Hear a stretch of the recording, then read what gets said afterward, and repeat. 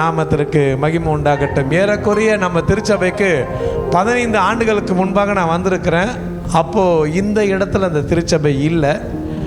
அது ஒரு மலைக்கு அடிவாரத்தில் மரத்துக்கு ஒட்டினா மாதிரி ஒரு ஏரியா இருந்தது அப்படின்னு நான் நினைக்கிறேன். நான் பாஸ்டர் இப்போ பார்க்கும்போது தான் எனக்கு தெரிஞ்சிடுச்சு, அட நம்ம சர்ச்சுக்கு வந்திருக்குன்ற மாதிரி. நேற்று கூட பாஸ்டர் கேட்டார், ஐயா எனக்கு ஞாபகம் இல்லை, தெரியலையா என்ன. இன்றைக்கி வந்த பிறகு தெரிஞ்சது. நான் ஒரு 15 ஆண்டுகளுக்கு முன்பாக உங்களை சந்தித்திருக்கிறேன்னு நினைக்கிறேன். கர்த்தருடைய நாமத்திற்கு மகிமை உண்டாகட்டும்.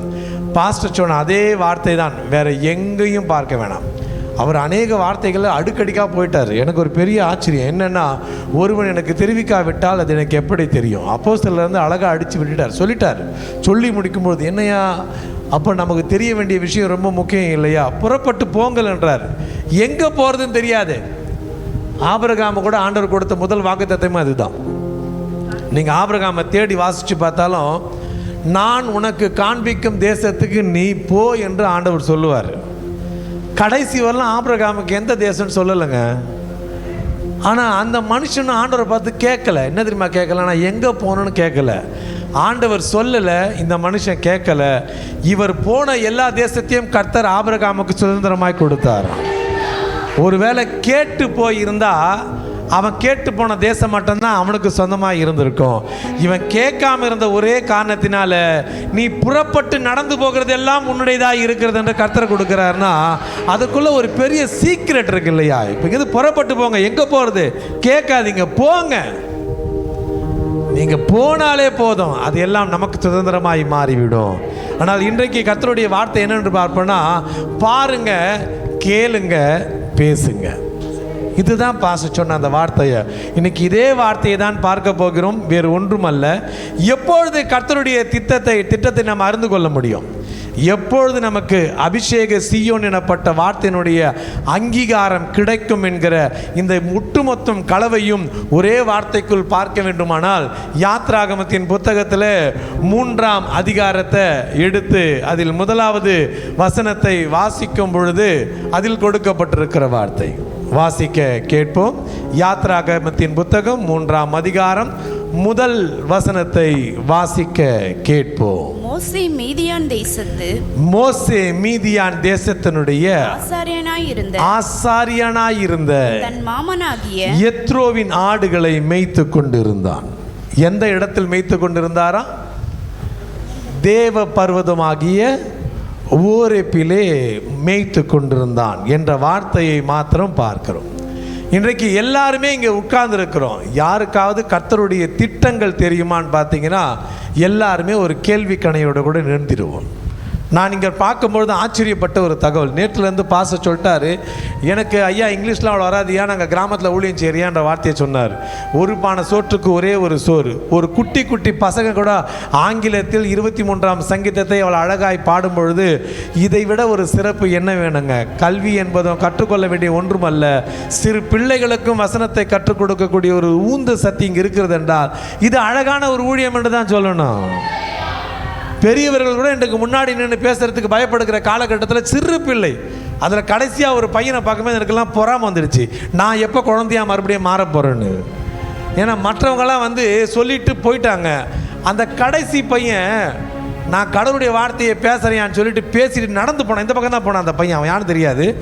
அந்த பையன் நடந்து போகும்போது ஒரு கடவுளுக்கு ஒரு தைரியம், ஒரு திமிரோட, நான் ஊழியம் செஞ்சு முடிச்சிட்டேன் போயா அப்படின்ற மாதிரி அவன் நடந்து போகும்போது பார்த்தேன், இவன் என்னையா இப்படி இருக்கிறான், இந்த வயசுலேயே இவன் இப்படி இருக்கிறானே, இவன் வளர்ந்து முடிந்தால் என்னெல்லாம் ஆண்டவருக்கு செய்வான்றது எனக்கு கண்ணுக்கு முன்னாடி தெரிய ஆரம்பிச்சு. ஒரு தைரியம்தான். நான் அடிக்கடிக்கு சொல்லுவேன், வேறு யாருக்கு இப்பேற்பட்ட ஒரு பாக்கியத்தை கொடுக்கலையா? அப்படி எப்படின்னா, ராஜாக்கள் கூட மண்டியிடணுமா? யாருக்கு முன்னாடி தெரியுமாங்க? பணிவிடை செய்கிறவனுக்கு முன்பாக மண்டியிடணும். கர்த்தருடைய பணிவிடைக்காரனுக்கு முன்பாக ராஜாக்களும் மண்டியிடணும். நான் பணிவிடைக்காரன், அது தாழ்மை. ஆனால் உனக்கு முன்னாடி ராஜாக்கள் மண்டியிடுவார்கள் என்றால் அது ஊழியம். எவ்வளோ பெருசாக இருக்கு பாருங்க. அதில் சொல்லப்பட்டிருக்கிற வார்த்தை, அவன் கர்த்தருடைய பர்வதத்திலே மந்தையை மேய்த்து கொண்டு இருந்தான். இப்போ கர்த்தருடைய திட்டத்தை இருக்கிற எல்லாருமே தெரிந்து கொள்ளணும். எல்லாரும் உட்கார்ந்து கொண்டு இருக்கிறீங்க. ஐயா சொன்னது போல இங்கெல்லாம் நீங்கள் கடந்து போகணும். அடுத்த ஒரு ஊழியத்தை செய்யணும், அடுத்த ஒரு கிராமத்தை தெரிந்து கொள்ளணும், அடுத்த ஒரு விஷயத்தை நீங்கள் செய்யணும். எந்த மனிதனாலே செய்ய முடியும்? மந்தை மேய்க்கப்பட்டு இருக்கிறது. இந்த இடத்துல சும்மாலாம் அவர் இங்கே வரவே இல்லைங்க. மோசே எனப்பட்டவர் பார்த்தீங்கன்னா கட்டளை தீர்மானத்தின்படி தான் இங்கே வந்திருக்கிறாரு. அவர் திடீரென்று ஒரு கொலையை செய்துட்டு பயந்துட்டு இங்கே வரவே இல்லை. அம்மா கிட்ட போய் சொல்லி தான் இந்த கொலையினுடைய ப்ராப்ளம் சால்வ் ஆகிட்டு இருக்கும். ஆனால் இதை மீறி அவர் இந்த இடத்துல வந்திருக்கிறார். அவர் சும்மா இங்கே வரல. யோபுனுடைய புத்தகத்தை அவர் எழுதணும், யோபை பற்றி தெரிந்து கொள்ளணும். கர்த்தர் யோபை குறித்து வேதத்தில் தெளிவுபடுத்துறாங்கன்னா அந்த மனுஷன் இங்கே போகணும். இதெல்லாம் ஆண்டவர் கொடுத்துருக்க ஒரு பெரிய சீக்ரெட்ஸ். நான் இப்போ உங்கள் வேதாகமத்தினுடைய பின்னணியை குறித்தோ அல்லது தகவலை குறித்தோ சொல்கிறதுக்கு நான் வரவே இல்லை. நாம் என்ன செய்யணுன்ற சொல்வதற்காக தான் இங்கே வரப்பட்டிருக்கிறோம். இப்போது அவன் மந்தையை மேய்த்து கொண்டிருந்தான். தூரத்தில் பார்க்கும்போது உங்களுக்கு எல்லாம் பரிச்சயமான ஒரு வேத வார்த்தை தானே. என்ன இருக்குன்னா, தூரத்தில் பார்க்கும்பொழுது அங்கே ஒன்று நடக்கிறது என்றது 2ஆம் வசனம் சொல்லுகிறது. என்ன நடக்குதா? அங்கே கர்த்தருடைய தூதனானவர் ஒரு முச்செடியின் நடுவில். நல்ல வசனத்தை கவனிச்சு பாருங்க. அங்கே கர்த்தருடைய தூதனானவர் ஒரு முச்செடியின் நடுவிலே நின்று, உண்டான அக்னி ஜுவாலையிலே நின்று, ஓகே,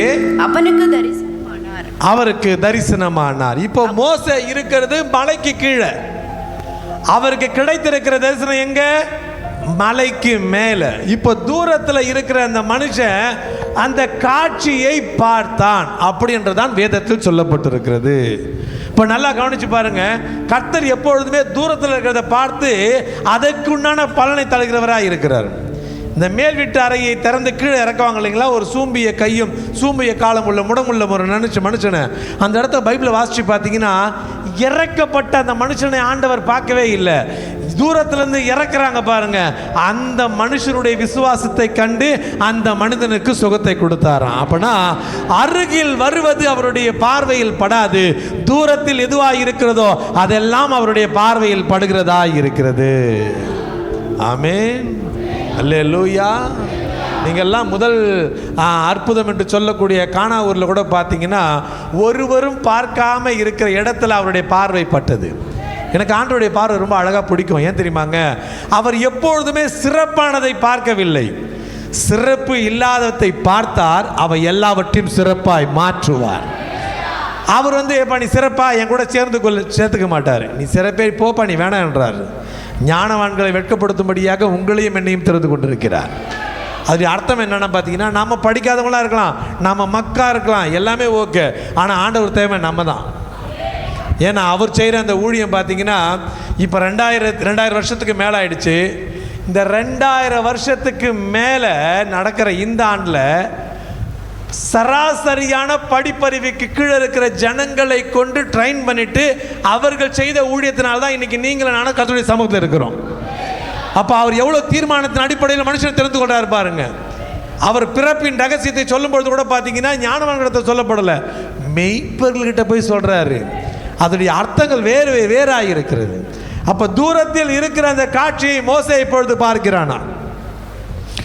இப்போ பார்க்குறாரு. பாஸ்டர் சொன்ன முதல் வார்த்தை அதானுங்க, நீங்கள் பாருங்க முதல்ல. இப்போ பார்த்துட்டார், என்ன பண்ணலாம்? பார்த்துட்டோம், கடந்து போயிடலாமா? இப்போ மோசே தீர்மானம் பண்ணுறார். என்ன தெரியுமாங்க, நான் ஒரு காட்சியை பார்த்தேன். சகோதரி அந்த வசனம் இருக்குங்களா? வாசிக்க கேட்போமா? அப்பொழுது மோசே இந்த முச்செடி வெந்து போகாதிருக்கிறது என்ன? எப்படி? நான் கிட்ட போய், இங்கதான் ஸ்டார்ட் ஆகுதுங்க. யாரு கர்த்தர் தீர்மானிக்கிறார் அடிப்படையில் இருக்கு. இவர் ஒரு முச்செடி எரிகிறது, ஏதோ காட்டில் எரியுது, நாம் இப்படியே கடந்து போயிடலாமா, இல்லை என் ஆடுகளை ஓட்டி கொண்டு போயிடலாமா, புகை மண்டலமாக வந்துருமா, ஒரு தடையாக இருக்குமா, இப்படிலாம் கணக்கே இல்லை. அவர் பார்த்தாரா, அடுத்தது பார்த்த பிறகு சொல்றாரு, நான் கிட்ட போட்டுமா என்ற வார்த்தையை தீர்மானத்துக்குள்ள வரார்னா, ஆண்டவருடைய வார்த்தையும் ஆண்டவருடைய சித்தமும் ஆண்டவருடைய தரிசனமும் நமக்கு முதல்ல தூரமாக தாங்க இருக்கும். நீங்க எப்ப கிட்ட வரீங்களோ அப்ப அந்த தரிசனமும் உங்க பக்கத்தில் வர ஆரம்பிச்சிருங்க. அல்லேலூயா.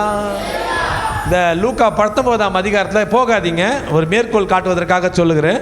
அந்த இடத்துல பார்த்தீங்கன்னா தேடின மனுஷனை குறித்து சொல்லப்பட்டிருக்கும். யாரு இயேசு கிறிஸ்துவை தேடினது? என்னங்க? சகேயுவா ஐஸ்வர்யவானா? குள்ள சகையு இயேசு கிறிஸ்துவை தேடினார் போடப்பட்டிருக்கோம். ஆனால் நீங்கள் பைபிளில் கொஞ்சம் கூர்ந்து கவனித்து பார்த்தீங்கன்னா தேடினது சகையு இல்லைங்க, தேடினது இயேசு கிறிஸ்து தான். என்னது தேடினது இயேசு கிறிஸ்துவா? நாங்கள் காலங்காலமாக சகைவு தானே பார்த்தோன்னு பார்த்தீங்கன்னா, அவர் எப்படிப்பட்டவரோ என்று பார்ப்பதற்காக குள்ளனாக இருந்ததுனால காட்டத்தீ மரத்தில் ஏறி ஒளிந்து கொண்டான். இப்போ இயேசு கிறிஸ்து ரூட்டு சேஞ்ச் ஆகுது. வழக்கமாக போகிற ரூட்டை தாண்டி ஒரு ரூட்டு போகிறாரு. அவருக்கு இப்போ டவுட் ஆகிடுச்சு, கூட இருக்க சீஷர்களுக்கெல்லாம், ஏன் இயேசு கிறிஸ்து மறுபடியும் இந்த பக்கம் ரூட்டில் டேர்ன் பண்ணிட்டு போகிறாரு, ஏதோ நோக்கமாக இருக்கா? கேட்க முடியாத இயேசு கிறிஸ்து கிட்ட, அதனால் அமைதியாக இருக்கிறாங்க. இவரும் போகிறாரு. அவர் தேடின ஒரு மரத்தில் ஒளிஞ்சிட்டு கிடக்கிறாரு. அவர் அங்கே தேடுற அந்த தேடுதலை அவர் ஊருக்குள்ளே வரும்பொழுது இயேசு கிறிஸ்து தேடி முடிச்சிட்டாரு. யாரோ ஒருத்தன் என்னை தேடினா ஒளிஞ்சிட்டு கிடக்கிறான், அவன் என்னை தேடினபடினாலே அவன் என்னிடத்தில் வர வேண்டாம், அவன் என்னை தேடினபடினாலே நான் அவனிடத்துக்கே போகிறேன். எவ்வளோ அன்புள்ள தெய்வம் பாருங்களேன். அவர் தேடின பிறகு வரட்டும், நான் தான் யூதர்களுடைய ராஜாவாக இருக்கிறேன், நான் தான் தேவன் ஆயிற்று, அவன் என்ன வந்து பார்க்கட்டையா என்ற நிலைப்பாட்டில் அவர் இல்லைங்க. தேடுதல் எனப்பட்ட எண்ணம் அந்த மனுஷனுக்குள்ள வந்த பிறகு அந்த மனுஷனை தேடி இயேசு கிறிஸ்து போறாரு. அவர் எப்படிங்க தேடி போறாரு? அவர் நிற்கிற மரத்துக்கு நிற்கிறார். எல்லாருக்கும் ஷாக்கு. ஏன் மரத்துக்கு நிற்கிறாரு? ஒரு வேற மழை நிழலுக்காக ஒதுங்குறாரா? இல்லை இல்லை. இப்போ தலையை உயர்த்தி பார்த்து அவனுடைய பெயரை கூப்பிடுறாரு. என்ன கூப்பிடுறாரு? சகைவே, நீ இறங்கி வா, இன்னைக்கு நான் வீட்டில் தங்க வேண்டும் என்றால். தேடினது சகைவு அல்லங்க, தேடினது இயேசு கிறிஸ்து. ஒரு மனிதன் அவர் சிந்தையில் தோன்றும் பொழுது இயேசு கிறிஸ்து அவர் சிந்தைக்குள்ளாக செல்கிறவராய் இருக்கிறார். ஆமென், அல்லேலூயா. அப்ப அற்புத காட்சியை மோசே பார்த்தானே, அப்படியே கடந்து போயிடலாமா? உங்களுக்கு உண்டான விஷன் என்பது எங்கே ஒரு தூரத்தில் இருக்கா? அது நமக்கு இல்லைன்னு சொல்லிட்டு உதாசீனப்படுத்திடலாமா? கர்த்தருடைய வார்த்தைகள் நோக்கி வருகிறது. காமனாக ஞாயிற்றுக்கிழமை பேசுகிற மாதிரி பேசிட்டு போயிட்டாங்கயா, அதனால் நமக்கு இல்லை, வழக்கமாக சொல்கிற பிரசங்கம் தானே, இந்த பிரசங்கத்தை முடிச்சு வீட்டில் போயிட்டு தேவையான மார்க்கெட்டு தேவையான சாமான் வாங்கிட்டு சமைச்சு வீட்டில் போய் தூங்கிடலாமா? அப்போ கர்த்தருடைய தீர்மானம் எங்கு செயல்பட வேண்டுமானால், உங்களுக்கு கிடைத்திருக்கிற அந்த சந்தர்ப்பம், உங்களுக்கு கிடைத்திருக்கிற அந்த சலுகை, உங்களுக்கு கிடைத்திருக்கிற அந்த பாக்கியம் எதுவாக இருந்தாலும் அதை பார்த்த மாத்திரத்திலே பார்த்து கடந்து விடாதீர்கள். அதை கிட்டே செல்லும் பொழுது கர்த்தர் உங்களுக்கு இடைப்படுகிறவராக இருக்கிறாருங்க. எப்போ இடைப்படுவார்? கிட்ட சேரும் பொழுது தான். மோசே அவர் என்ன பண்றார்? தீர்மானம் பண்றார், பார்த்தார். இப்ப பார்வைக்கும் உற்று பார்ப்பதற்குள்ள அர்த்தங்கள் வேறாயிருக்கு. சர்வசாதாரண இந்த ஆர் ஸ்டான்லி என்னுடைய ஆசிரியர், அவர் ஒரு ஆசிரியர் வேலூர்ல இருக்கிறார். அவர் அடிக்கடிக்கு சொல்வார், முதல் பார்வை பாவமற்ற ஒரு பார்வை, இரண்டாவது பார்வையினுடைய தொடக்கம் அது பாவத்தினுடைய தொடக்கமாக இருக்குன்னு சொல்லுவார். எனக்கு அப்போ புரியல, என்னன்னு புரியல. இப்போ நம்ம பார்க்குறோம் இல்லைங்களா, இப்போ எல்லாரும் என்னை பார்த்து கொண்டு இருக்கிறீங்க. இப்போ என்னை பார்த்து கொண்டு இருக்கும்போது சில தகவல் தெரியாது. திடீர்னு என்னை உற்று பார்க்கும்பொழுது தான் நான் ஃப்ரேமில் போட்டுக்கிற கலர் என்ன, என் ஷர்ட் என்ன, என் பட்டன் என்ன என்றது எல்லாமே தெரியும்னா, அப்போ தூரத்தில் ஆண்டவரை பார்க்கும்போது ஆண்டவராக தெரியும். நீங்கள் கிட்ட வர வர வர வரதான் அவர் எவ்வளவு அன்புள்ள தெய்வம் என்று தெரியுங்க. நமக்கு அவர் கடவுளாக தெரிய மாட்டார், அதற்கு மேலே தெரிவார். அது ரொம்ப அழகாக இருக்கும். அப்போ மோசே என்ன பண்றாரு? கீழே நிற்கிறாரு. இது என்ன அற்புத காட்சி! முச்செடி எரிந்து கொண்டே இருக்கு, ஆனா அது கருகி போகலையே, அது பொசுங்கி போகலையே. இது எப்படி சாத்தியம்? நடைமுறைக்கு அப்பாற்பட்ட ஒரு சாத்தியமா இருக்கு. எனக்கு எதுக்கே வம்பு, ஏன் தேவையில்லாம் மலையெல்லாம் ஏறி போகணும், மேலெல்லாம் ஏறி போகத்தோட நான் இங்கேயே இருந்துடுறேன். இல்லை, அவர் ஒரு தீர்மானத்துக்குள்ள வராரு. ஏதோ ஒரு நோக்கத்திற்காக, ஏதோ ஒரு செயலுக்காக அதை இருந்து கொண்டிருக்கிறது. என் வாழ்க்கையில் இப்பேற்பட்ட ஒரு செயலை நான் பார்க்கவே இல்லை, இது ஏன் நடந்தது என்று எனக்கு தெரியவே இல்லை. அது பொசுங்கி போகாமல் இருக்குன்னா அந்த மனுஷனுடைய பார்வை அந்த இடத்தை விட்டு வெளியில் போகவே இல்லை, அது அங்கேயே இருக்கு. ஏறக்கூடிய இயேசு கிறிஸ்துவின் பிரசங்கத்தை கேட்டு 3 நாட்கள் இயேசுவையே பார்த்து கொண்டிருந்தார்களா ஜனங்க. 3 நாளுங்க, ஒரு நாள் அல்ல, 3 நாள் இயேசு கிறிஸ்துவினுடைய பிரசங்கத்தை கேட்டு அப்படியே உட்கார்ந்து கொண்டிருக்கிறாங்க. இமை கூட மூடாத அளவுக்கு உட்கார்ந்து கொண்டிருக்கிறாங்க என்றால் இந்த மனிதனும் பார்த்து கொண்டே இருக்கிறார். என்ன, செடி எரிகிறது, அங்கேயே மாத்திரம்தான் எரிகிறது, அந்த செடி எரிந்த செடிகள் எல்லாமே பட்டு போக மாட்டேங்கிறது, அது எரிந்து கொண்டே இருக்கிறது என்ற தீர்மானத்துக்குள்ள வரும்பொழுது அவர் உறுதியாக வந்துட்டார். என்ன வந்துட்டார்? ஏதோ சம்திங் ஸ்பெஷல். அப்ப அவர் தீர்மானம் பண்றாரு. என்ன தீர்மானம் பண்றாரு? நான் இப்பொழுது அதை கிட்டே போய் பார்க்கும்படியாக போகிறேன். இதுதாங்க ஊழியம், இதுதாங்க அனுபவம், இதுதாங்க கர்த்தருடைய வாழ்க்கை. இதை விட ஒரு பெரிய விஷயமே இல்லவே இல்லை. என்ன பெரிய வாழ்க்கைன்னு பார்க்குறீங்கன்னா, நீங்கள் நல்லா ஜம்முன்னு ஃபேனுக்கு கீழே சேரில் உட்காந்துருந்தா அதற்கு பேர் ஊழியம் இல்லைங்க. போங்க, பாசி சொன்ன அதே ஒரு வார்த்தை தான், போங்க. எங்கே போன தெரியும்? போங்க, போகிற இடத்துல பார்த்தீங்கன்னா உங்களுக்கு ஒரு தரிசனம் கிடைக்குதா, அந்த தரிசனம் பிடிச்சிட்டு போங்க. நீங்கள் கிட்ட போக போக போக போக உலகம் உங்களை பார்க்கிறதோ இல்லையோ, உன்னதத்தில் இருக்கிற தேவன் உங்களை மாத்திரம்தான் பார்ப்பாரு, மற்ற யாரையும் பார்க்க மாட்டார். அது எந்த ஒரு சந்தேகமும் இல்லை. உங்களை மட்டும்தான் பார்ப்பார், வேற யாரையும் பார்க்க முடியாது. ஏன்னா வேதம் அப்படிதான் சொல்லுகிறது. இப்போ நீங்க என்ன பண்ணீங்க? முதல்ல தீர்மானம் பண்ணுங்க. அந்த அபிஷேகம் என்றாலே தீர்மானம் தான். எந்த மனிதன் தீர்மானத்துக்குள்ள வருகிறானோ அந்த மனுஷன் தான் கர்த்தர் அபிஷேகத்துக்குள்ள நடத்துறாரு. முதல்ல தீர்மானம். நான் தயாராயிட்டேயா, இன்னைக்கு பசி எடுத்தாலும் பரவாயில்லையா, நான் புறப்பட்டு போறையா, இன்னைக்கு வெயில் அதிகமா இருக்கு, பரவாயில்ல புறப்பட்டு போறையா. 4 பேர் ஏச போறாங்க, ஏசுனால பரவாயில்ல நான் புறப்பட்டு போறேன். எந்த மனிதன் தீர்மானத்துக்குள் வருகிறானோ அந்த மனிதன் முதல் படியை தாண்டி கர்த்தரை நெருங்க ஆரம்பித்து விட்டான். அதுதான் முக்கியம். இங்க தீர்மானம் தான் ரொம்ப முக்கியம். புறப்பட்டு போக ஆரம்பிக்கும் பொழுது பாருங்க, உங்களுக்கு எப்பப்பெல்லாம் வலி இல்லையோ நீங்க இன்னும் கர்த்தரை நெருங்கலன்னு அர்த்தம். இதை விட யாருமே இவ்வளோ ஓப்பனாக சொல்லுவாங்களான்னு தெரியாது. உங்களுக்கு வலியே இல்லை, பெயினே இல்லை, நீங்கள் ரொம்ப நார்மலாக இருக்குன்னு நினச்சிங்கன்னா உங்களுக்கு இன்னும் கர்த்தருக்குள்ள இன்னும் நெருங்கி போகவே இல்லை. வலி இருக்கணும், அந்த வலியும் சுகமான வலியாக இருக்குங்க. ஏனென்றால் இந்த மனுஷன் மந்தையை மாத்திரம் மேய்த்து கொண்டிருந்தா அவனுக்கு வலி என்றது ஒன்று இருக்காது. அவன் என்ன பண்ணுறான்? முதலாவது தன்னை தீர்மானத்துக்குள்ள நடத்திக்கிட்டு அவன் மலையேற ஆரம்பிக்கிறான். அந்த மலை ஏற்றம் என்பது சர்வ சாதாரணமான விஷயம் இல்லை. எந்த மனிதன் மலை ஏறுகிறானோ முதல்ல அவனுக்கு என்ன வலிக்கும் சொல்லுவோமே, நம்ம தான் என்ன வலிக்குங்க? கால் வலிக்கும், முட்டி வலிக்கும், எடுத்து வைக்கிறதுல வலிக்கிறான், முதல் வலி. இப்போ அவர் அங்கேயே இருந்தால் அந்த வலி இல்லை, அவர் முன்னேறி போகும்போது அந்த வலி இருக்கு என்றால், நீங்கள் முன்னேறி போகும்போது வலி இருக்கா? யார் யாருடைய வாழ்க்கையில் வலி இருக்கோ நீங்கள் எல்லாம் முன்னேறி போயிட்டு இருக்கிறீங்க அர்த்தம் தெரிந்து கொள்ளுங்க. அப்போ வாழ்நாள் முழுதும் எனக்கு வலி இருக்க போகிறதா? இல்லைங்க. அழகா ஆண்டவர் சொல்றார், உலகத்தில் உங்களுக்கு உபத்திரம் உண்டு, ஆனாலும் திடன் கொள்ளுங்கள், நான் உங்களுடனே கூட இருக்கிறேன்.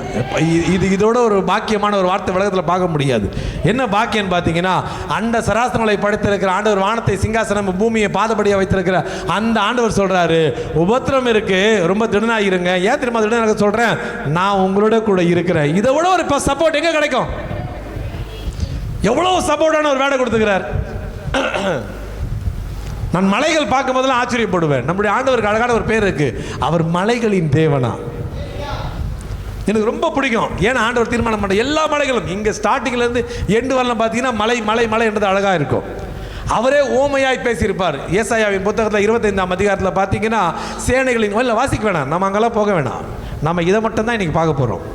உனக்கு மேற்கோள் காட்டுவதற்காக சொல்லப்படுகிற வார்த்தைகள், சேனைகளின் கர்த்தர் இந்த மலையில் சகல ஜனங்களுக்கு ஒரு விருந்து ஆயத்தப்படுத்தி 3 நிமிடம் உள்ள பதார்த்தம், செழுமையான பழமையான திராட்சை ரசத்தை கொடுக்கிறார், முக்காட்டுகளை நீங்களாக்குகிறார், மூடர்களை நீங்களாக்குகிறார். ரொம்ப அழகாக இருக்கும். நான் அதை படிச்சுட்டு யோசிப்பேன், என்ன ஆண்டவரை தேவையில்லாமல் நீங்கள் மலையில் போய் விருந்து வைக்கிறீங்க, நாங்களாம் எப்படி மேலே வந்து சாப்பிட்றது? அப்போ தான் அதோடைய அர்த்தம் தெரிஞ்சது. யாரெல்லாம் மேலே ஏறி வராங்களோ அவங்களுக்கு மூச்சு இறைக்கும், கால் வலிக்கும், முள்ளு குத்தும், கல் தடை பண்ணும், வேறு வழியும், சோர்ந்து போவாங்க, துவண்டு போவாங்க, நாக்கு வறண்டு போகும். இத்தனை சிம்டம்ஸ் முடியும் போது இதையெல்லாம் பொருட்படுத்தாம மேலே ஏறி ஏறி ஏறி ஏறி வரும்பொழுது அவர்களை பிடிப்பதற்கு என் கரை தயாரா இருக்கிறது. அவர்கள் மேலே வந்த பிறகு விருந்து தயாரா இருக்குயா. அந்த விருந்துடைய மகத்துவம் ரொம்ப அழகா இருக்கும். நீங்க வாசிச்சு பாருங்களேன், ரொம்ப அழகா இருக்கும். உன்னுடைய முக்காட்டையே எடுத்து போடுறேன் என்றார். ஆண்டவரே, நான் மேலதான் விருந்துக்கு வரேன், விருந்துக்கு சாப்பாடு தான் கூப்பிட்டு நினைக்காத, இது வரல நீ பட்டு இருக்கிற அவமானத்தையும் எடுத்து போடுற. இப்ப நீ கீழே இறங்கி போகும்போது அவமானம் இல்லாதபடிக்கே புறப்பட்டு போவேன். மலை என்றாலே அழகுதான். யாரை வசமாய் விட்டார்? தாவீது ஆடுகள் எல்லாவற்றையும் வசமாய் ஒப்படைத்த பிறகுதான் எல்லாரும் அப்பா அண்ணனுக்கும் மற்றவர்களுக்கு போயிட்டு ஆகாரத்தை கொடுப்பதற்காக போருக்கு போயிருந்தான். இவர் யார் வசம் விட்டார்? அவர் தீர்மானத்தை சொல்றாரு. சொல்லும் போதே சொல்றாரு, எப்பா இல்லப்பா, நான் போயிட்டு மேல அந்த அற்புத காட்சியை பார்க்க முடியும். அற்புத காட்சி உனக்கு எப்படியா தெரியும்? அற்புத காட்சி அவன் உற்று பார்த்து கொண்டே இருக்கிறான், அப்பொழுதுதான் அற்புதம் தெரியும். எல்லாரும் வேதத்தை வாசிச்சாங்க, ஆனா ஒரு மனுஷன் மாத்திரம் சொல்லிட்டார், அவர் வேதத்தை வாசிக்கலங்க.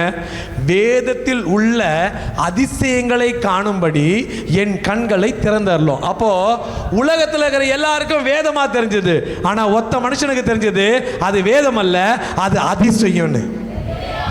அப்போ எப்படி அந்த பாக்கியம் கிடைச்சது? அவர் உற்று பார்த்துக்கிறார், அவருக்கு அதிசயம் தெரியுது.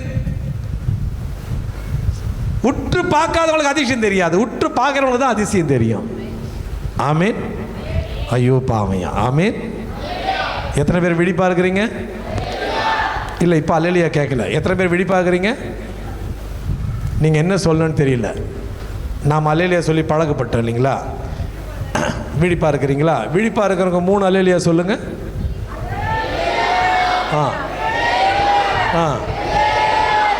ஆக்சுவலி இது 3 முறை அல்லேலூயா. நான் உங்களை கேட்டது 3 அல்லேலூயா.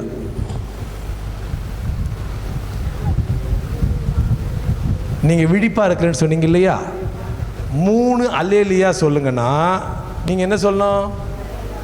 3 அல்லேலூயா தான் சொல்லணும். நீங்கள் 3 முறை அல்லேலூயா சொல்லக்கூடாது. இப்போ சொல்லுவீங்க பாருங்க. 3 அல்லேலூயா சொல்லுங்க. எவ்வளோ சிம்பிளாக முடிச்சிட்டிங்க இல்லையா? 5 முறை அல்லேலூயானா 5 முறை சொல்லணும். 5 அல்லேலூயா சொல்லுவோம். இப்போ தான் தெளிவாக வந்துட்டீங்க. ஆனால் இதை அடுத்த வாரம் கண்டிப்பாக எடுத்துகிட்டு போகாதீங்க. யாராவது ஒரு பிரசங்கர் வந்து தெரியாமல் இடையில் பிரசங்கத்து இடையில் 3 அல்லேலூயா சொல்லுவோமான்னு சொன்னால் நீங்கள் 3 அல்லேலூயா மாத்திரம் சொல்லிடாதீங்க.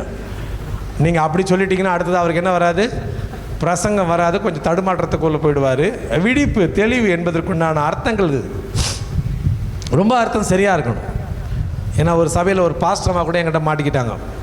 அவங்க தான் பாவம் என்னன்னு தெரியல. எல்லாம் விழிப்பாக்குறீங்களான்னு கேட்டேன். ஆமாம் விழிப்பாக்குறேன். நாங்கள் வாசிங்க மல்லிகா 2ஆம் அதிகாரம் 8ஆம் வசனம்னு சொல்லிட்டேன். நீங்கள் தேடுற மாதிரி பாஸ்டர்மாவும் தேடினாங்க. நான் சொன்னது மல்லிகா, அது வேதத்தில் இல்லை. அப்போ என்ன பண்ணாங்க? தேடுறாங்கன்னா கர்த்தருடைய வார்த்தை ரொம்ப ஷார்ப்பு. அந்த லூக்கா 5ஆம் அதிகாரத்தில் பேதுரு நல்லா சொல்லுவார். அவர் போதகம் செய்து முடித்த பிறகு சீமோனை பார்ப்பார். சீமோன் ஆண்டவர் பார்ப்பாராம். அவர் பேசிய எல்லா உரையாடலை பார்த்த பிறகு தான் அவர் மேலே ஹோப் வந்துடுச்சு. ஆனால் இவ்வளோ தெளிவாக அந்த மனுஷன் பிரசங்கம் பண்ணுறாரு. அவர் போதகம் செய்து முடித்த பிறகு சீமோனை பார்த்து பைபிளில் இருக்கும். அது வரலும் இந்த பேதுரு அப்படியே அவருடைய வார்த்தையை கூர்ந்து கவனிக்கிறார். சரியான வார்த்தை, நல்லா பேசுகிறார், ஒழுங்காக இருக்கிறது, மாற்றக்கூடிய வார்த்தையாக இருக்குது. அப்போ இந்த வார்த்தையை கேட்கலாம். அப்போ கர்த்தருடைய வார்த்தை என்ன தெரியுமாங்க? நம்ம கேட்கும் பொழுது ஏதோ நம்ம கடமைக்காக, நம்மளாம் கிறிஸ்தவர்கள், ஞாயிற்றுக்கிழமைனா கர்த்தருடைய சமூகத்தில் இருக்கணும், சர்ச்சுக்கு போகணும், அதனால் நான் வந்தேன் இல்லை. இது வாழ்க்கையை மாற்றக்கூடிய வார்த்தை. நீங்கள் நம்மளால சொல்கிறேன். நான்லாம் ஒருவேளை சாப்பாடுக்கு வழி இல்லாமல் ரோட்டில் கடந்த காய்கறியை சாப்பிட்டவன் தான். அதுதான் உண்மை. ஆனால் எனக்கு ஆண்டவர் வந்து 1992 ஒரு வாக்குத்தத்தை கொடுக்குறாரு. என்ன வாக்குத்தத்தை தெரியுமாங்க? நீ கட்டுவாய், நீ பெயர் பெறுவாய். நான் அன்றைக்கி 250 ரூபாய்க்கு வேலை செஞ்சுன்னுக்கிறேன் ஒரு மாதத்துக்கு. வாக்குத்தத்தை என்ன? ஆனால் எனக்கு சம்பளம் எவ்வளோ? ஒரு கடையில் டீ வாங்கிட்டு கடையை பிறகுது டீ வாங்கி கொடுக்கறதுக்காக வேலைக்கு போய்ட்டுருக்கிறேன் 1992. ஆனால் வாக்குத்தத்தை பெருசு, செய்கிற வேலை ஒன்றுமே இல்லை. ஆனால் என்னைக்கு எனக்கு ஆண்டவர் அந்த வாக்குத்தத்தை கொடுத்தாரோ அந்த வாக்குத்தத்தத்தை நான் சுதந்திரமாக்கி கொண்டேன். அந்த வாக்குத்தத்தம் என்னை சுதந்திரமாய் மாற்றினது. அதை தான் நான் விசுவாசிக்கணும். எனக்கு ஆண்டவர் கொடுத்துட்டாரா, நான் மறந்து போயிடலாம். என்னைக்கு ஏறக்குறைய பாருங்கள், ஒரு 34 ஆண்டுகளுக்கு முன்பாக கொடுத்த வாக்குத்தத்தம் இருக்குன்னா நான் அதை பிடிச்சிக்கிறேன். கர்த்தருடைய வார்த்தை கொடுத்துட்டாருன்னா ரொம்ப தேங்க்ஸ் ஆண்டவர், நீர் பேசின வார்த்தைக்காக ரொம்ப நன்றி ஆண்டவர், அவ்வளோதான். ஏன்னா அவர் மனசு மாற மாட்டாருங்க. ஒரு முறை கொடுத்துட்டாருன்னா கொடுத்தது தான், வாங்கிட மாட்டார். இனி நாளைக்கு நீ கொடுத்துருன்னு கேட்க மாட்டார், கொடுத்தா கொடுத்தது தான். ஆமென். மோசே தீர்மானத்தின் அடிப்படையில் முன்னேற ஆரம்பித்து விட்டார். ரொம்ப அழகாக இருக்குது. என்ன பார்த்தீங்கன்னா அவர் முன்னேறி ஏறி வரா இல்லைங்களா? அப்படி முன்னேற ஏற ஏற ஏற ஏற சகோதரி அந்த வசனத்தை வாசிக்க கேட்போமா? அவன் பார்க்கும்படி கிட்ட வருகிறதை, ஒரு கிட்ட வருகிறதை கர்த்தர் கண்டார். எனக்கு ஒரு ரொம்ப சிம்பிளான விஷயம். கொஞ்சம் கரங்களை தேடி கர்த்தரை மகிமைப்படுத்தலாமா? இல்லை நல்லா சத்தமாகவே தரலாம். தூரத்தில் இருக்கும்போது நின்ற இடத்தில் இருந்தவர் அவன் அருகில் வரும்பொழுது கர்த்தர் அவனை பார்க்கிறார். எனக்கு படிக்கும்போது ரொம்ப ஆச்சரியமாயிடுச்சு. என்னன்னா அது வரல என்ன பண்ண, கர்த்தருடைய கண்கள் பூமி எங்க உலாவி கொண்டிருக்கிறது, அப்படி தேடிக்கிட்டே இருக்கலாமா? அப்படியே சுழண்டு கொண்டு இருக்கட்டுமா? தேடிக்கிட்டே கிடக்கட்டும். இந்த பார்வை எப்பொழுது நிற்கும்னா, எந்த மனிதன் அவன் இருந்த இடத்திலிருந்து முன்னேற ஆரம்பிக்கிறானோ அந்த மனிதனை கர்த்தர் என்ன பண்றார்? பார்க்கிறாராம். நீங்கள் சேரில் இருந்தீங்கன்னா சேரை விட்டு எந்திரிக்கணும். இப்போ பாஸ்டர் ஒரு வார்த்தை சொன்னா நீங்கள் கேட்கல இல்லையா? ஒருவர் செய்யக்கூடிய ஒரு வேலை இல்லை, அநேக வாலிபர்கள் செய்யக்கூடிய ஒரு வேலைகள், அதை நீங்கள் வாங்கன்னு சொல்லும் போது சொன்னார். அப்போ நீங்கள் ஆண்கள் பக்கம் கொஞ்சம் மௌனமாக இருந்தாங்க. ஆனால் என்ன தெரியுமாங்க, நான் அடிக்கடிக்கு ஒரு வார்த்தை சொல்லுவேன். ஆண்டவருக்காக ஒரு மனிதன் ஊழியத்தை செஞ்சிட்டார்னா அந்த ஊழியத்திற்குண்டான பலனை கர்த்தர் கொடுக்கிறவராக இருக்கிறாராம். பலனுக்காக செய்ய வேணாங்க, உரிமைக்காக செய்யுங்க. சிரேஷ்ட புத்திர பாகம் அவர்களுக்குடையதாய் மாறிடும். வேற ஒண்ணுமே இல்லைங்க. நீ செஞ்சுட்டா போதும், அது உரிமை நமக்கு கிடைச்சிரும்.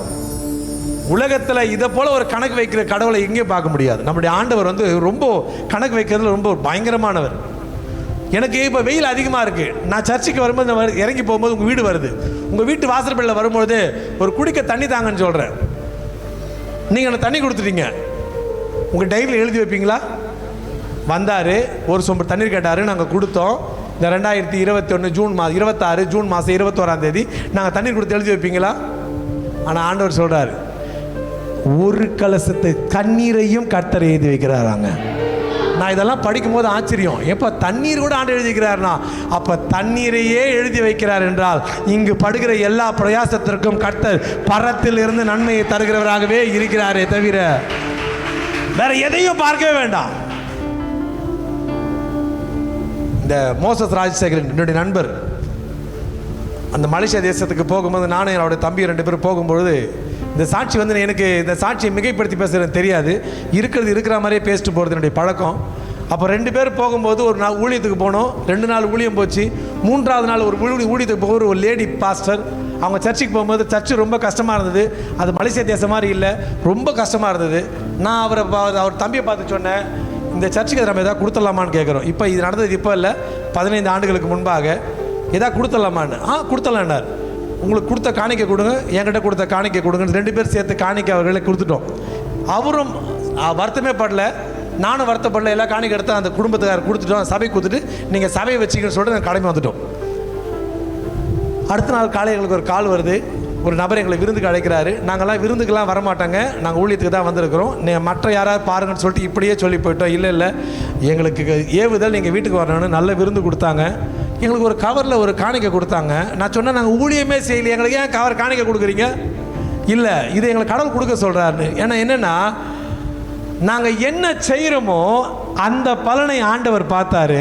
நாங்கள் சும்மா இருந்தாலும் அதற்குண்டான பலனை எங்களை தேடி வந்து கொடுக்கிறார்னா ஒரு கலசத்து தண்ணீருக்கும் கர்த்தர் கணக்கு வைத்திருக்கிறார் என்றால் நம்முடைய ஒவ்வொரு செயலுக்கும் ஆண்டவர் கணக்கு வச்சிருக்கிறாருங்க. ஆமென், அல்லேலூயா. அவன் கிட்டே வருகிறதை அவ்வளவு வழியின் மத்தியில வேலை வராரு இல்லையா, அவர் வர வர வர வர ஆண்டவர் பார்க்கிறாராம். கொஞ்சம் நல்லா யோசிச்சு பாருங்களேன். நீங்க முதல்ல படிக்க என்ன படிச்சீங்க? கர்த்தருடைய தூதனானவர் வார்த்தை இருக்கா? ஒன்று இருக்கு, மற்றொன்று இல்லை. இருக்கா இல்லைங்களா? முதல் வசனத்திலையா? யார் இருக்கிறாங்க அங்க? கர்த்தருடைய தூதனானவர். அன்பு சகோதரியே, அதை வாசிக்க கேட்போமா? இப்ப நீங்க வாசிச்சது, அவன் கிட்டே வருகிறதை கர்த்தர் கண்டார். இப்ப என்ன பண்ற? யார் வராங்களா? இல்ல, அங்க யார் இருந்தாங்க? அங்க யார் நிக்கிறது? கர்த்தருடைய. ஓகே, இவர் இப்ப கிட்ட வர்றது யார் பார்க்கிறது? அங்க நிக்கிறது பார்க்கிறது. சரி, ஆண்டவர் தூதனானவர் நிக்க வச்சிருக்கிறார் போல இருக்கு. ஆண்டவர் எங்க தூரத்துல இருந்து பார்க்கிறாருன்றதுக்காக கர்த்தர் பார்த்து. ஓகே, வாசிங்கள் சகோதரியே. அவன் பார்க்கும்படி கிட்ட வருகிறதை கர்த்தர் கண்டார். ஓகே, முட்செடியின் நடுவில் இருந்து. எங்க இருந்து? கர்த்தர் கண்டார், முட்செடியின் நடுவில் இருந்து. தேவன் அவனை நோக்கி, கர்த்தர் அவனை பார்த்து மோசே மோசே என்று கூப்பிட்டார். எனக்கு ஒரு பெரிய ஆச்சரியம். நாங்க நிக்கிறது யார் சொன்னீங்க? நீங்க தான் படிச்சீங்களே. யார் சொன்னீங்க? தூதனானவர் படிச்சிட்டீங்க. இப்ப யார் கூப்பிடுறது? இப்ப அங்க நிக்கிறது தூதனானவரா கர்த்தரா? அப்ப தூதனானவர் இல்லையா? உங்களை எனக்கு ரொம்ப பிடிச்சிருக்கு. எதுக்கு தெரியுமா உங்களை ரொம்ப பிடிச்சிருக்கு? ஒரு கேள்வின்னு கேட்டா பின் ட்ராப் சைலண்ட், அப்படியே அமைதியாயிட்டீங்க. இதுக்கப்புறம் எப்போ சபையில் வந்து யாரும் பேசாதிருங்கன்ற வார்த்தையெல்லாம் சொல்லக்கூடாது.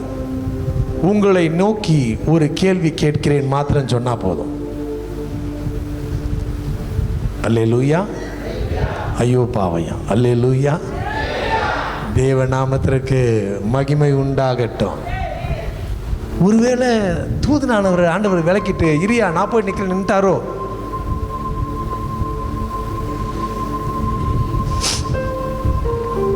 பாருங்க, பாஸ்டர் முதல் வார்த்தை, முதல்ல பார்க்கணும். பார்த்து முன்னேறி வரும்பொழுது அடுத்தது ஒன்று நடக்குது. அது என்ன? கேட்கணும். அவர் கிட்டே வருகிறதை கர்த்தர் கண்டு இப்ப அவர் குரல் கொடுத்து கூப்பிடுறாராம். என்னன்னு கூப்பிடுறாராம்? என்ன கூப்பிடுறாராம்? இப்ப இரண்டாவது பார்த்தது அடுத்த பரிமாணமாக கேட்கும்படியான ஒரு சூழலுக்குள்ள போயிடுச்சு. இப்ப கேட்கிறாரு. இப்ப கேட்கறதுக்கு செவி ஆயத்தப்படுத்திட்டாரு. முதல்ல பார்க்கறதுக்கு இருதயம் ஆயத்தப்பட்டது, கண்கள் ஆயத்தப்படுத்தப்பட்டது. இது ரெண்டும் முடிஞ்ச பிறகு என்ன பண்றாரு? இப்ப செவியை வந்து ஆயத்தப்படுத்துறாரு. இப்ப ஆண்டவர் என்ன பண்றாரு? ஒரு குரல் கொடுக்கிறாரு. என்னன்னா, மோசே மோசே. ஒரு குரல் வருது. பைபிள் எல்லாம் எந்த இடத்துல 2 முறை ஒரு மனிதனுடைய பெயர் வருகிறதோ அந்த இடத்துல எல்லாம் கர்த்தர் தெய்வீக திட்டத்தை தொடங்குறார்னு அர்த்தம். பைபிள் எங்க வந்தாலும் சரிங்க, பைபிள்ல வர இடத்துல 2 இடத்துல ஒரு மனுஷனுடைய பேர் வருதா தெரிந்து கொள்ளுங்க, அங்க கடவுளுடைய திட்டம், தெய்வீக திட்டம் தொடங்குதுன்னு அர்த்தம். விசுவாசத்தின் தகப்பன் யாருங்க? யாரு? ஆபிரகாம். அதுல உறுதியாகிறீங்களா? இல்லை, வேதத்திலே சொல்லப்பட்டிருக்கு விசுவாசத்தின் தகப்பன் ஆபிரகாம் அப்படின்னு நீங்கள் தைரியமாக சொல்லிடுவீங்க. ஆனால் நல்லா யோசிச்சு பாருங்களேன். ஒரு குறிப்பிட்ட எல்லைக்கு பிறகு வேலையாட்களை நிறுத்திட்டு மகனோடு கூட அந்த மலைக்கு புறப்பட்டு போகிறார் ஆபிரகாம். பிள்ளையாண்டான் தகப்பனிடத்தில் கேட்குறார். என்ன கேட்குறாரு? அப்பா, என் தலையில் கட்டையை வச்சுருக்கிறீங்க, கையில் விறகு இருக்குது, சாரி நெருப்பு இருக்குது, கயிறும் இருக்குது, ஆடு எங்கப்பா அப்படின்னு கேட்குறாருன்னா, பிள்ளைக்கு ஆடுனா என்னன்னு தெரியுது, பலினா என்னன்னு தெரியுது. அப்போது தகப்பன் சொல்கிறாரு, வாப்பா கர்த்தர் பார்த்துப்பாருன்றாரு. 2 பேர் காண்பிக்கப்பட்ட இடத்துக்கு போகிறாங்க. ஒன்று சேர்ந்து கற்கள் எல்லாம் அடுக்கப்பட்டது, சாந்துகள் பூசப்பட்டது, அவர்கள் எடுத்து வந்த விறகுகள் பரப்பப்பட்டது. இதுவரையிலும் மனுஷிக தன்மையிலே சரிங்க. இந்த 4வது பரிமாணம் இருக்கு இல்லைங்களா? அந்த 4வது பரிமாணத்தில் என்னன்னு பார்த்தீங்கன்னா, இப்போ பிள்ளையை அப்பா கூப்பிட்டு மகனே இங்கே வாப்பான்னு சொல்லிட்டு அந்த கயிறை எடுத்து காலையும் கையையும் கட்டி பலியாய் பிள்ளையை போடும்போது எந்த பிள்ளையாவது ஒப்புக்கொள்வானா? ஒன்று ஒப்புக்கொள்வான், மற்றொன்று ஒப்புக்கொள்ள மாட்டான். ஒப்புக்கொள்வானா இல்லையா? என்ன பண்ணுவான்? யோ இது வரலாம் சரியா, நீ அப்பனா இருந்தாலும் விட மாட்டியா, நான் போயிட்டு இப்படி சொல்லுவான். ஆனால் என்ன தெரியுங்களாங்க, இந்த கயிறுகள் பிள்ளை ஆண்டான் மேல் கட்டப்படும் பொழுது அவனுக்கு ஒன்று மாத்திரம் தெரியுது, எங்கள் அப்பா என்ன பண்ணாலும் என் தீமைக்கு அதை செய்யவே மாட்டார். இது பிள்ளையாண்டனுடைய எண்ணம். இப்போ தகப்பனாக இருக்கிற ஆண்டவருக்கு ஆபிரகாம் பிள்ளையான். இந்த பிள்ளை நினைக்கிறாரு, எங்கள் அப்பா எனக்கு எதை சொன்னாலும் எனக்கும் என் பிள்ளைக்கும் தீங்கு செய்ய மாட்டார். இது இந்த பிள்ளையுடைய எண்ணம். இந்த யாருமே இங்கே பேசிக்காம ஒன்றோடு கூட ஒன்று இல்லாமல் அவங்க வேலை செஞ்சுட்டே இருக்கிறாங்க. பாருங்க, தன்னிடத்தில் இருக்கிறதை கொடுப்பது விசுவாசம், தன்னையே கொடுப்பது விசுவாசம். அப்பா தன்னிடத்தில் இருக்கிறதை கொடுத்தார். பிள்ளை ஈசாக்கு எனப்பட்ட பிள்ளை தன்னையே கொடுக்கிறார்னா, என்னுடைய பார்வையில் ஆபிரகாம் விசுவாசத்தை காட்டிலும் ஈசாக்கினுடைய விசுவாசம் ரொம்ப பெருசா தெரியுது. அல்லேலூயா. அப்போ வசனம் பொய்யா போகக்கூடாது இல்லையா? விசுவாசத்தை தகப்பன் யாருங்க? இன்னொரு முறை சொல்லுவோம், விசுவாச தகப்பன் யாருங்க? ஈசாக்கு. புள்ளதான் விசுவாசங்க, ஈசாக்கு தான் விசுவாசம். ஈசாக்குடைய விசுவாசம். இந்த விசுவாசத்துடைய அப்பா யாரு? இப்ப சொல்லுவோம், விசுவாசத்தின் தகப்பன் யாருங்க? புரிஞ்சா ஸ்தோத்திரம், புரிஞ்சாதான் ஸ்தோத்திரம். அல்லேலூயா. ஏன் இதை சொல்றேன் தெரியுங்களா? அதே இடத்துல ஆண்டவர் பேசுவார், ஆபிரகாமே ஆபிரகாமே. 2 முறை பைபிளில் எந்த இடத்துல 2 முறை வார்த்தைகள் வருதோ அந்த இடத்துல ஒரு ஸ்பெஷல் தீர்மானம், ஸ்பெஷல் தெய்வீக தீர்மானம் ஸ்டார்ட் ஆகுதுன்னு அர்த்தம். இப்போ இங்க கூப்பிடுறாரு இல்லைங்களா, மோசே மோசே. கேட்கணும். கர்த்தர் எனக்கு கொடுத்த வார்த்தையா, எனக்கு கொடுத்த வார்த்தையை நான் தான் கேட்க போறேன். அப்ப அந்த மனுஷன் கேட்கிறார் இல்லைங்களா, அவர் சொல்ற அடுத்த ஒரு வார்த்தை இருக்கு, அடியே சரண்டர் ஆயிட்டார். சர்வாங்க தகன பலியை முதல்ல செலுத்தின இடமே பார்த்தீங்கன்னா இங்கே தான் ஸ்டார்ட் ஆகுது. எதுங்க சர்வாங்க தகன பலி? ஒரு ஆடை சந்தா வெட்டி ரத்தங்கள் வழிந்தோடி கீழே போகிற அளவுக்கு இருக்கிறது பேர் சர்வாங்க தகன பலியா? இல்லை, சர்வ அங்கத்தையும் கர்த்தருக்கு முன்பாக சமர்ப்பிப்பதற்கு பெயர் தான் சர்வாங்க தகன பலி. இதை மோசே ரொம்ப அழகா செய்யறாரு. அவர் உடனே விழுந்து சாஸ்திரமா விழுந்து அடியேன் ஐயான்றார். ஐயா என்ன தாழ்த்துற ஐயா, முடிஞ்சிச்சு. தீர்மானம் எப்படி நிறைவேறுது பாருங்க, அபிஷேகம் எப்படி வேலை செய்யுது பாருங்க. அப்போ சீயோன் அபிஷேகம் இந்த ரெண்டு ஒரே இடத்துல எங்க வருது பார்த்தீங்கன்னா, கர்த்தர் இருக்கிற இடத்துல சீயோனு, அந்த இடத்துல கர்த்தருடைய தீர்மானம் ஸ்டார்ட் ஆகுது. இந்த இரண்டு ஒரே நேர்கோட்டில் வருதுன்னா அதற்காக தான் பாஸ்டர் இந்த பேர் வச்சுக்கிறாரு தெரியல, அபிஷேக சீயோன். அல்லேலூயா, கர்த்தருடைய நாமத்திற்கு மகிமை உண்டாகட்டும். ஐயா நீங்க முதல்ல சொன்னீங்களே அங்க தூதனானவர் சொன்னீங்களே, இப்ப கர்த்தர் சொல்றீங்களே, அங்க இருந்து தூதனானவரா கர்த்தரா என்ற ஒரு டவுட் எங்களுக்கு இருக்குன்னு பாத்தீங்கன்னா, வேதத்தில் எங்கெங்கெல்லாம் தூதனானவர் என்ற வார்த்தை வருகிறதோ அது வேற யாருமே இல்லைங்க, இயேசு கிறிஸ்துவே தான். அது ஆண்டவரே தான், அதுல எந்த சந்தேகமே இல்லை. தூதன் வரக்கூடிய வார்த்தை வருது எல்லாமே பணிவிடைக்காரர்கள். தூதன் ஆனவர் எங்கெல்லாம் பைபிளில் வருதோ அதெல்லாம் பணிவிடைக்காரர்கள் அல்ல. இந்த கிதியோனை தெரிந்து கொள்ளும்போது கூட பார்த்தீங்கன்னா, அவர் போர் அடிக்கிற நேரத்தில் தூதனானவர் எனப்பட்ட வார்த்தைகள் தான் இருக்கும். நான் கர்த்தரை முகமுகமாய் கண்டேன், நான் சாவதில்லை என்ற வார்த்தையெல்லாம் சொல்வார் அவர். அப்போ பைபிளில் தூதனானவர் வருகிறதா? மாற்றமே சொல்ல வேண்டாம், அது பணிவிடைக்காரர்கள் அல்ல, அது ஆண்டவரே வந்திருக்கிறாரு. அதனால தான் ஆண்டவர் முச்செடியிலிருந்து மறுபடியும் அடுத்த பரிமாணம் வருது. கர்த்தர் முச்செடியில் இருந்து மோசேயை பார்த்து மோசே மோசே என்று அழைக்கிறார். குரல் பார்க்கறதுக்கு அடுத்தது என்ன பண்ண, அடுத்தது கேட்கறது. அடியேன் ஐயா அப்படின்றாரு. அடுத்த ஒரு வார்த்தை அடியேன். ஏழைக்கு கூட கிடைக்காத பாக்கியம் சின்ன பையனை கிடைச்சிருக்குங்க வேதத்தில். சொல்லும் அடியேன் கேட்குறேன். ஐயா ஏதா கூப்பிட்டீங்களா? ஏலி பெரிய ஊழியக்காரர், வயதான ஊழியக்காரர், அவருக்கே கிடைக்காத ஸ்லாக்கிய சின்ன பையன் தேவாலயத்தில் வந்து அந்த வாசற்படியில் படுத்து கொண்டு இருக்கும்போது அவருக்கு குரலை கேட்கும்போது, ஐயா சொல்லுங்கய்யா. நான் கூப்பிடலப்பா. இல்லை கர்த்தர் தான் கூப்பிட்டாரு. அடுத்த முறை சொல்லும் போது ஒரு வார்த்தை சொல்லு, சொல்லும் அடியேன் கேட்குறேன். தன்னை தாழ்த்துதல் அது ரொம்ப ரொம்ப முக்கியம். நீங்கள் படிப்பில் சிறந்தவர்களாக இருக்கலாம், அந்தஸ்தில் சிறந்தவர்களாக இருக்கலாம், ஸ்தானத்தில் சிறந்தவர்களாக இருக்கலாம். ஆனால் கர்த்தருக்கு முன்பாக வந்த பிறகு இதெல்லாம் தூரப்படுத்தி சர்வ அங்கத்தையும் தாழ்த்தி கர்த்தருக்கு முன்பாக நிறுத்தும் பொழுது அவருடைய பலத்த கரமுகளை தூக்கி நிற்க வைக்கிறதா இருக்கிறது. ஆமென். 23வது பாடல் நீங்கள் வாசிச்சீங்க இல்லையா? அந்த 23ஆம் பாடலை தாவீது பாடும் பொழுது அவன் மேய்ப்பனாய் இருக்கும்போது பாடின பாடல் அல்ல, அவன் ராஜாவாய் இருக்கும்பொழுது பாடின பாடல். கர்த்தர் என் மேய்ப்பராய் இருக்கிறார், நான் தாழ்ச்சி அடையேன், அவர் என்னை புல்லுள்ள மேய்த்து அமர்ந்த தண்ணீரில் கொண்டு போய் என்ற வார்த்தையை பாடும் பொழுது ஏதோ மேய்ப்பனாய் இருக்கும்போது பாடினார் இல்லை, அவர் ராஜா ஆன பிறகு பாடினார். அப்படின்னா நான் ராஜாயா என்ற ஆணவத்தில் இல்லை, நான் என்றைக்கும் கர்த்தருக்கு முன்பாகவே ஆடாகவே இருக்கிறேன், என்னுடைய மேய்ப்பன் இயேசுவாதான் இருப்பார் என்ற தீர்மானத்தின் அடிப்படையில் உறுதியா இருக்கிறார். ஆமென். அல்லேலூயா. இப்ப ஆண்டவர் குரல் கொடுத்தார் இல்லையா, கேட்கணும் இல்லையா? இந்த மனுஷன் கேட்டாரு, பார்த்தாரு, இப்ப அடுத்தது கேட்டாரு. இப்ப அவர் அடுத்தது பேசணுமே, பேச வைப்பார் ஆண்டவர். அது அவர் கையில் இருக்கு.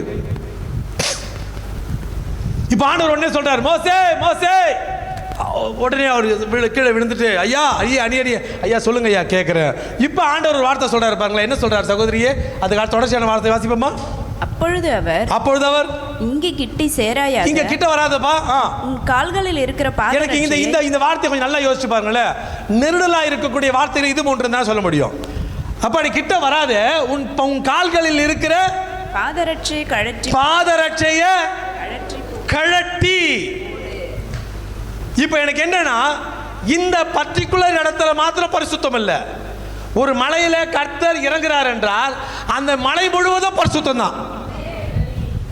கர்த்தர் மோசே கிட்ட சொல்லும் பொழுது மலையினுடைய கடைசி எச்ச தொடுகிறவனும் சாவாயாம்.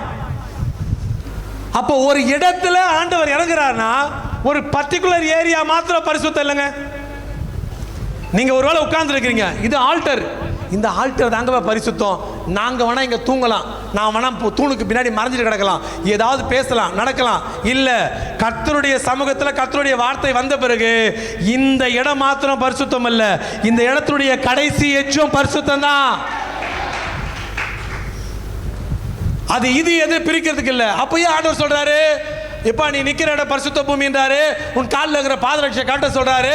இதெல்லாம் நியாயமான்னு பாத்தீங்கன்னா, ஆண்டவருடைய தீர்மானத்தை நீங்க தெரிந்து கொள்ளணும்னா, ஆண்டவருடைய அழைப்பை நீங்க தெரிந்து கொள்ளணும்னா, ஆண்டவருடைய திட்டத்தை நீங்க திட்டத்தை நீங்க தெரிந்து கொள்ளணும்னா, நீங்க செய்ய வேண்டியது ஒண்ணே ஒண்ணுதான். உங்களுக்கு எது உலக பாதுகாப்புன்னு இருக்கோ அந்த உலக பாதுகாப்பை முதல்ல எடுத்து வெளியில வைங்க. கர்த்தருடைய தீர்மானத்தை உங்களுக்கு காமிப்பார். ஆமென், அல்லேலூயா. பாதி பேர் நினைப்பாங்க ஊழியன்றது என்னன்னா இப்ப கடைசி காலத்தில் செய்யறது ஊழியம் இல்ல, பிறக்கும் பொழுதே ஊழியம் செய்தவர் தான் இயேசு கிறிஸ்து. 30 ஆண்டுகளுக்கு பின்பாக ஊழியம் செய்தேன்வாங்க, எனக்கு அதெல்லாம் உடன்பாடே இல்லை. வெளியரங்கமான காரியத்தை ஏற்றுக்கொள்ளுவேன். அவர் 30 ஆண்டுகளுக்கு பின்பு தான் ஊழியத்துக்கு வந்தார். அவர் பிறக்கும் போதே ஊழியத்துக்கு வந்தாருங்க. ஏனென்றால் பிறக்கும் போதே நட்சத்திரம் அவருக்கு சான்றாய் சொல்கிறது, யூதருக்கு ராஜாவாய் பிறந்திருக்கிறவர் எங்கே என்றனா, அவர் பிறக்கும் பொழுதே யூதருக்கு ராஜாவாய் பிறந்திருக்கிறார். அங்கே ஊழியம் ஸ்டார்ட். ஆமென், அல்லேலூயா. எவ்வளவு பெரிய தீர்மானத்தை சொல்றார், ஆச்சரியம். மோசே, உனக்கு பாதுகாப்பு நினைச்சிட்டு இருக்கிற, நீ இறங்கி போகும்போது பாதம் அடிப்படக்கூடாதுக்காக நீ செப்பலை போட்டுட்டு கிடக்குறியா? முள்ளு பொத்தக்கூடாது என்பதற்காகவே நீ உன்னுடைய பாதனையை போட்டிருக்கிறியா? நீ அதெல்லாம் கழட்டியா? நீ எப்போ அது பாதுகாப்பு நினைச்சிட்டு போட்டிருக்கிறியோ அதுவரை என்னுடைய தீர்மானத்தை உன்கிட்ட ஷேர் பண்ணிக்க முடியாது. நீ அதை எடுத்து வச்சு பாரு, என்னுடைய தீர்மானத்தை நான் உனக்கு சொல்றேன். இப்போ அவர் கழட்டும் போது தான் தீர்மானம் ஸ்டார்ட் ஆகுது. இதுதாங்க ஊழியம், இதுதான் அழைப்பு, இதுதான் புறப்படுதல். எல்லாவற்றையும் கட்டி வச்சுக்கிட்டு பாதுகாப்பாக இருந்து புறப்பட்டு போறதுக்கு கர்த்தருடைய தீர்மானம் இல்லைங்க. ஒண்ணுமே இல்லை, புறப்பட்டு போறியா? அது ரொம்ப அழகான அனுபவம் இல்லையா? அதை செயல்படுறாரு, கழட்டு என்றார். அதை கழட்டினாதான் அவர் பேசுவார், அப்பதான் தைரியமா போலாம். நீங்க உங்களுடையதா என்று போட்டுக்கொண்டிருக்கிறத எடுத்து பாருங்க, கர்த்தருடையது உங்களுக்கு கொடுப்பாரு. அது நம்மை அற்புதங்களாய் மாற்ற ஆரம்பிக்குங்க. ஒன்றே ஒன்றுதான், இருக்கிறத அவர் கையில கொடுக்கும்போது அதையே அவர் சிறப்பாக்கி கொடுக்கிறவராய் இருக்கிறாரு. எனக்கு இந்த வேதத்துல இந்த 5 அப்பம் 2 மீன் குடிச்ச அந்த பையனை கொடுத்து நான் கொஞ்சம் ரிசர்ச் பண்ணோம். யார் அந்த பையன் சொல்லிட்டு தேட ஆரம்பிச்சோம் எங்க குழுக்கெல்லாம் சேர்ந்து. எனக்கு ஆச்சரியம், பெரிய ஊழியக்காரா இருக்கிற அந்த பையன், அந்த மனுஷன் அந்த சின்ன பையன் யோசிக்கவே இல்லை. இங்கே ஒரு 3000 பேருக்கு மேலே இருக்கிறாங்களே, என் கையில் இருக்கிறது 5 அப்பம் 2 மீன், எல்லாருக்கும் பத்துமா? பத்தவே பத்தாது, நம்ம என்ன பண்ணலாம், நம்ம மட்டும் சாப்பிடலாம், அந்த எண்ணத்துக்கெல்லாம் வரவே இல்லை. அவர் பண்ணது ஒன்றே ஒன்று தான். இங்கே யாராவது ஏதாவது சாப்பிட்றதுக்கு வச்சிருக்கிறீங்களா என்ற குரல், அந்திரேயாவின் குரல் கேட்ட உடனே அவன் உடனே கையை தூக்கிட்டான். என்கிட்ட 5 அப்பம் 2 மீன் இருக்கு, அதை உடனே கொடுக்குறான். பார்த்தீங்களா, என்கிட்ட இருக்கிறது கொஞ்சமாக தாங்க இருக்கு. இது எப்படி பார்த்தோம்? கீழே வேற பாஸ்டர் சொல்லிட்டாரு வேலை செய்யணும்னு, வேலைலாம் இருக்கு, இப்போ என்கிட்ட கொஞ்ச நேரம் இருக்கு, கொடுக்கலாமா ஆனாவா? அப்படி யோசிச்சிங்கன்னா, நீங்கள் இருக்கிறதை கொடுங்க, அதை கர்த்தர் மறுபடியும் உங்கள் கையில் கொடுப்பாரு. ஆனால் கொடுக்கும் பொழுது நீங்கள் கொடுத்தா மாதிரி கொடுக்க மாட்டார், அதை ஆசீர்வதித்து கொடுக்கிறவராக இருப்பார். எவ்வளோ அழகாக இருக்குது பாருங்க படிக்கும்போது கூட. இப்போ உங்களுக்கு ஒரு கடினமான ஒரு கேள்வியை கேட்குறேன். மோசே கையில் மொத்தம் எத்தனை கோல் இருந்தது? என்னங்க, கொஞ்சம் பேசுங்க, தப்பு இல்லை. நீங்கள் என்ன நிலைப்பாட்டில் இருக்கிறீங்க தெரிந்து கொள்ளலாம் இல்லையா? எத்தனை கோல் இருந்தது? ஒரே கோல் தான் இருந்தது. அதான் யாத்திராகமத்தின் புத்தகத்தில் 4ஆம் அதிகாரத்தில் முதல் வசனம் என்று இருக்கு. ஆண்டவர் கேட்குறாரு மோசே பார்த்து, மோசே உன் கையில் என்ன இருக்குன்னு கேட்குறாரு. அப்போ அவர் சொல்கிறாரு, என் கையில் ஒரு கோல் இருக்குன்னு சொல்கிறார். இருக்கா இல்லைங்களா? அப்போ எத்தனை கோல் இருக்கு? அதே 4ஆம் அதிகாரத்தில் 17ஆம் வசனம் என்று நினைக்கிறேன். அது கொஞ்சம் வாசிக்க பார்க்கலாம். இந்த கோலையும் உன் கையிலே பிடித்து கொண்டு போ. ஆஹா, இதனால் நீ அடையாளங்களை செய்வாய். அப்ப இந்த கோலையும் எடுத்து போக சொல்ல ஒரு கோலை கொடுக்கிறார் ஆண்டவர். அன்பு சகோதரரே, 20வது வசனத்தில் கடைசியில் என்ன வாசிங்க? அதே 4ஆம் அதிகாரத்தில் தேவனுடைய கோல் இருக்குங்களா? தேவனுடைய கோலையும் மோசே தன் கையிலே பிடித்து கொண்டு போனான். ஓகே, இப்போ மோசே கையில 3 கோல் இருப்பது போல வேதத்தில் காணப்பட்டிருக்கு. இப்போ மோசே கையில எத்தனை கோல் இருக்கு? ஒன்றா, இரண்டா, மூன்றா? ஹலோ, ஒன்றா, இரண்டா, மூன்றா? இப்போ உங்களுக்கு பல பேருக்கு பல டவுட் வந்துடும். சில பேர் யோசிக்கிறாங்க, என்ன தெரியுமா யோசிக்கிறாங்க? இவர் ஏன் எங்கள் சர்ச்சைக்கு கூப்பிட்டாங்க? எங்களை போட்டு ரொம்ப குழப்பறாரு இவர். நாங்கள் படிச்சுட்டு ஒழுங்காக அப்படியே போயிடுறோம், இதெல்லாம் தேவையில்லாமல் எங்களை குழப்பிட்டு கிடக்கிறாரு. இப்போ இந்த 3 கோல் இருப்பது போல 3 கோல்லாம் இல்லை, அது ஒரே கோல் தான். மோசே கையில் இருக்கும் போது அது மோசேயினுடைய ஊன்றுகோல். அது ஆண்டவருக்காக அவர் கொடுத்த பிறகு அதற்கு மேலே ஆண்டவர் கையெழுத்து போட்டார். யாவே யெகோவா ஒரு சிக்னேச்சர் போட்டார். இப்போ அதே கோலை மோசே கையில் கொடுக்குறாரு. மோசே தான் எடுத்துட்டு போன அந்த கோலை கொடுக்குறாரு. அவன் கொடுக்கறதுக்கு முன்பாக அது அவன் ஊன்றுகோல். ஆனால் ஆண்டவருக்கு அதை கொடுத்த பிறகு அந்த கோல் மறுபடியும் மோசே கையிலேயே வருது. அந்த கோலுக்கு இப்போது பெயர் கர்த்தருடைய கோல். அதனாலே அவன் அற்புதங்களை செய்கிறவனாக இருக்கிறானா? நாம் ஆண்டவருக்கு எதை கொடுக்கிறோமோ மறுபடியும் கொடுப்பாரு. கொடுத்த மாதிரி கொடுக்க மாட்டார், அதை ஆசீர்வதித்து கொடுப்பார். ஆமென், அல்லேலூயா. தேவ நாமத்திற்கு மகிமை உண்டாகட்டும். உன் பாதரட்சையை கழட்டு. நான் பேச முடியும். பாதரட்சை கழட்டின பிறகு ஆண்டவர் தீர்மானத்தை சொல்றாரு. என்ன தெரியுமா சொல்றாரு? மோசே நீ புறப்பட்டு போயான்றார். ஏன் ஆண்டவரே? இல்லை ஆண்டவரே, நான் அவ்வளோ ஒன்றும் நல்லவனா இல்லைன்னு தெரியல ஆண்டவரே. நீ நல்லவன் இல்லைன்றது நல்லாவே தெரியும். நல்லவனா கெட்டவனா என்றது தீர்மானிக்கிற அதிகாரம் எனக்கு தான் இருக்கு. நான் தான் நியாயாதிபதி. அதனால் நான் உன்னை குற்றவாளி என்று தீர்க்கவே இல்லை. நீ புறப்பட்டு போ. இல்லை ஆண்டவரே, எனக்கு குடும்பம்லாம் இருக்குது, குடும்ப குட்டிலாம் இருக்குது, இப்போ தான் கல்யாணம் ஆகிருக்கு, இந்த ஊரில் தான் வேலை செஞ்சுட்டு கிடக்கிறேன். அவர் என்ன நினைப்பார்? இதெல்லாம் எனக்கு தெரியும், நான் தான் உன்னுடைய எஜமான், நான் சொல்கிறேன், நீ புறப்பட்டு போ. இல்லை ஆண்டவரே, எனக்கு அவ்வளோவா பேச வராது, கொஞ்ச நாட்களாகவே நான் ஒரு 30 ஆண்டுகளாகவே இந்த பக்கம் வந்துட்டேன். அதுக்கு முன்னாடி கல்வி அறிவுள்ள ஒரு சிறந்தவனாக இருந்தேன். இந்த இடத்துல வந்த பிறகு அவ்வளவு சிறப்பான ஒரு தகுதி இல்லை, நான் இப்படியே இருக்கிறேன். ஐயா, நாவை உண்டாக்கினது நான், வார்த்தையை கொடுத்தது நான், சுவாசத்தை கொடுத்தது நான் சொல்கிறேன், நீ புறப்பட்டு போயா. அப்போது இவனுடைய எல்லா மைனஸையும் ஆண்டவர் சொல்கிற ஒன்றே ஒன்று என்ன தெரியுமாங்க? அது எல்லாவற்றையும் நான் ப்ளஸ்ஸாக பார்க்குறேன், நீ புறப்பட்டு போ. உங்களுக்கு உங்களுடைய வாழ்க்கையில் உங்களுக்குள்ள என்னென்ன மைனஸ் இருக்கோ அது உங்களுடைய பார்வையில் மைனஸாக தெரியல, ஆனால் அது ஆண்டோடைய பார்வையில் மைனஸாக தெரியல, ஆண்டோடைய பார்வையில் அது ப்ளஸ்ஸாக தெரியுது. ஆமென், அல்லேலூயா. ஆண்டவருக்கு எப்பவுமே ஒரு குணம் இருக்கு. எந்த இடத்தில் மனிதன் விழுந்தானோ அதே இடத்தில் மீண்டும் தூக்கி நிற்க வைக்கிறவர் தான் ஆண்டவராக இருக்கிறாருங்க. அது காரணத்தோடு ஆண்டவர் கேட்கவே இல்லை. எல்லாரும் ஆவேசம் சொல்லிட்டு கத்தரும் போது மோசே மாத்திரம் ஒரு வார்த்தை சொல்லிட்டா, சாரி பேதுரு மாத்திரம் ஒரு வார்த்தை சொன்னார். என்னன்னா, நீரே ஆனால் நானும் கடலில் நடக்கணுன்றார். இவருக்கு இந்த வெளிப்பாடு எங்கே கிடைச்சதுன்னு தெரியல. ஏன்னா அவருக்கு தெரிஞ்சிடுச்சு, இயேசுன்னு இருந்தார்னா அவர் மாத்திரம் கடலில் நடக்க மாட்டார், அவரோடு கூட இருக்கிறவங்களையும் கடலில் நடக்க வைப்பார். இந்த வெளிப்பாடு அவருக்கு வந்த பிறகு தான் சொல்றார், நீரே ஆனால் நானும் கடல் நடக்கணும். அவர் ஆண்டவர் கூலா சொல்றார், வாப்பா அப்படின்றார். அவர் போட்டை விட்டு இறங்கி நடந்து போறாரு. நடந்த பிறகு அவருக்கு ஆச்சரியம். திடீர்னு திரும்பி பார்த்தா ஒரு பக்கம் காட்டு, ஒரு பக்கம் இருள். இந்த ரெண்டும் பார்த்த பிறகு அவருக்கு பயம் வந்துடுச்சு. உடனே முழுகிட்டாரு. இப்போ நமக்கு என்ன தோணும்? ஏப்பா, என்னை பார்த்துட்டு ஒழுங்காக தானே வந்தேன், நடந்தானே வந்தேன், நீ ஏன் முழுகின? போ, நீ முழுகி போன்னு விடலை. அவன் எங்கு முழுகினானோ அதே இடத்தில் அவன் கரத்தை பிடித்து மீண்டுமாய் நிற்க வைக்கிறார் என்றால் அதுதான் ஆண்டவராக இயேசு கிறிஸ்துவின் அலாதி அன்பாய் இருக்கிறது. ஆமென், அல்லேலூயா. கர்த்தருடைய நாமத்திற்கு மகிமை உண்டாகட்டும். இவ்வளவு தடைகளையும் அடுக்கி சொல்லிட்டு போகும்போது கூட ஆண்டவர் விடவே இல்லையே. ஒருவேளை எத்தனையோ நாட்கள் நம்மிடத்தில் ஆண்டவர் சொல்லியிருக்கலாம், நீங்க புறப்பட்டு போங்கயான்னு சொல்லிட்டு. நம்முடைய காரணங்கள் எல்லாம் ஒன்றா சொல்லி நாம் அப்படியே இருக்கிறோமா? இன்னைக்கு மீண்டுமா சொல்றா, நீ புறப்பட்டு போ. போகும்போது பாதரட்சையை கழட்டிட்டு போ, அதை போட்டுட்டு போகாத. இங்க பாதரட்சை என்று சொல்லப்பட்டது போட்டிருக்கிற காலணிகளை குறித்து சொல்லப்படல. பாதுகாப்பு என்று கருதக்கூடியது எல்லாவற்றையும் எடுத்துட்டு புறப்பட்டு போ. அந்த இடத்துல நானே உனக்கு பாதுகாப்பா இருக்கிறேன். அதோட பெரிய பாதுகாப்பு என்னையா இருக்கு? நானே இருக்கிற பாதுகாப்பு. மனுஷனுடைய பாதுகாப்பு கருதுவது இல்லாமல் அவனுக்கு பாதுகாப்பு அல்ல. கர்த்தர் கொடுப்பதே நிரந்தரமான பாதுகாப்பு. அதே நான் தரேன் அவனுக்கு. போ, புறப்பட்டு போ. இப்போதான் ஆண்டவர் தீர்மானத்துக்கு வர்றாரு. என்ன தெரியுமாங்க, ஆண்டவரே நீங்கள் தூரத்தில் ஒரு காட்சியை பார்த்தோம், அது எங்களுக்கு முன்னாடி அழைப்பு சொல்லி கிட்ட வர ஆரம்பித்தோம். கிட்ட வந்து பார்த்தது பிறகு நீங்கள் சொன்னதை நாங்கள் கேட்டோம். நாங்கள் சொன்ன எங்களுடைய அறியாமை, எங்களுடைய குறைகள் எல்லாவற்றையும் சொன்னோம். இந்த குறை எல்லாவற்றையும் நீங்கள் பார்க்காம புறப்பட்டு போங்கன்னு சொல்லிட்டீங்க. இது எல்லாவற்றையும் கேட்டு நான் புறப்பட்டு நெருங்கி போகிறோம். இப்போ நெருங்கி போகும்போது ஜனங்கள் எங்களை நம்ப மாட்டாங்களே.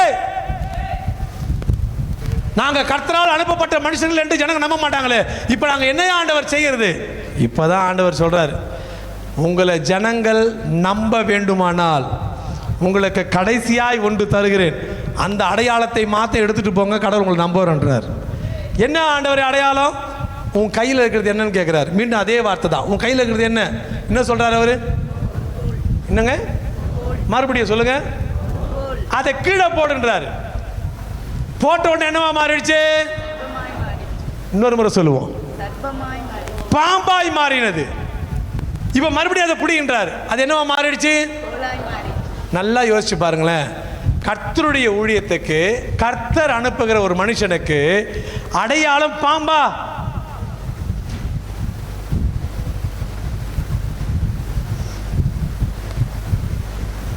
நான் சொல்றது மறுபடியும் சொல்றேன்.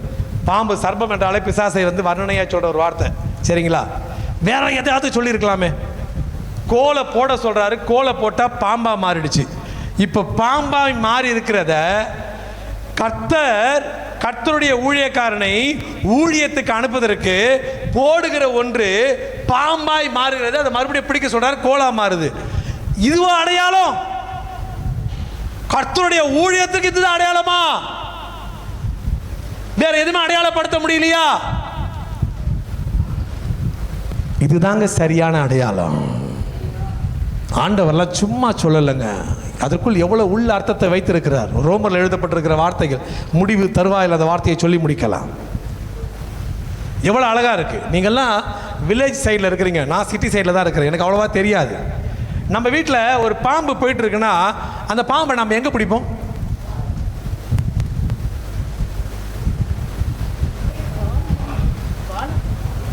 வாழை பிடிப்போமா, தலையை பிடிப்போமா? என்னங்க, தலையை பிடிப்பீங்க. சரி, வாழை பிடிக்கிறவங்க எத்தனை பேர்? வாழை பிடிக்க மாட்டோம். எதை பிடிப்போம்? ஓ, வாலில் அடிப்போம். எதை பிடிப்போம்? தலையை பிடிப்போம். சரிங்களா? நல்ல வார்த்தையா? சரியா இருக்கா, தப்பா இருக்குங்களா?